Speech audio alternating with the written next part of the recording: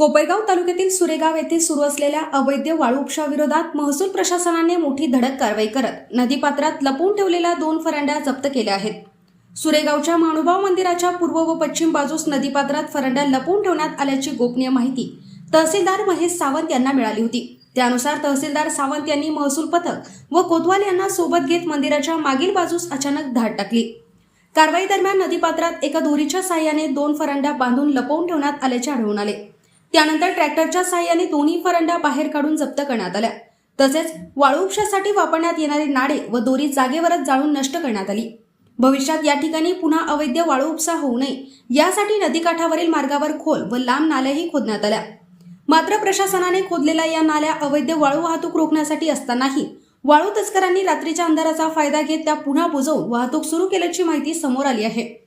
त्यामुळे तहसीलदारांनी दिवसभर थांबून केलेल्या या धडक कारवाईनंतरही अवैध वाळू उपसा पूर्णपणे थांबलेला नसल्याचे दिसून येत असून या प्रकाराला कायमचा आळा घालण्यासाठी प्रशासन कोणती ठोस आणि दीर्घकालीन उपाययोजना करणार याकडे परिसरातील नागरिकांचे लक्ष लागले आहे।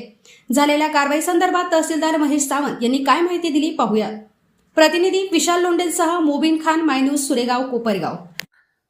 काल शुक्रवारी ग्रामस्थांकडून काही आम्हाला इनपुट्स मिळाले होते आणि त्या अनुषंगाने सुरेगावला महानुभाव पंत मंदिराच्या पूर्वेस आणि पश्चिमेस फरांड्या असल्याची माहिती मिळाल्यावरून मी स्वतः आणि माझं पथक त्या ठिकाणी आम्ही गेलो होतो। त्या अनुषंगानं तिथं आम्हाला मंदिराच्या पाठीमागच्या साईडला 2 फरांड्या नदीमध्ये आढळून आल्या आणि त्याचे दोर त्यांनी कापून दगड बांधून नदीमध्ये पाण्यात टाकलेले होते। परंतु माझ्याकडचे काही होणारे कोतवाल आम्ही बोलून घेतले आणि त्याच्यानंतर आम्ही नदीपात्रात बुड्या घेऊन ते दोर काढायला लावले आणि त्यानंतर फरांड्या जड असल्यामुळं मॅन्युअली ओढता न आल्यामुळं त्याला ट्रॅक्टरच्या साहाय्यानं आपण ओढून काढलं आणि मंदिराच्या पश्चिम बाजूच्या साईडला त्या ठिकाणी देखील आम्ही छापा टाकला। परंतु तिथं फरांड्या असल्याचे आढळून आलं नाही। तिथं खानाखुणा होत्या, परंतु काही जुन्या खानाखुणा होत्या, परंतु तिथं फरांडी कोणती आढळून आलेली नाही।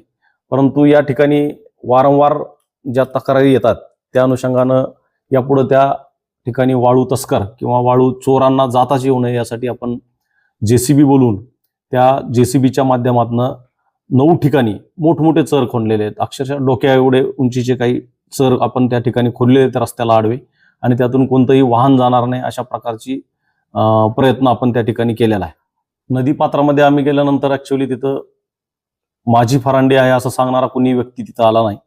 परंतु जे ग्रामस्थांनी माहिती दिली, त्या ठिकाणी जे पंच लोक आहेत, पंचमंडळींनी जी माहिती दिली त्या अनुषंगाने आपण पंचनामा केलेला आहे आणि त्यांच्यावर रीतसर कारवाई आम्ही प्रस्तावित करत आहोत।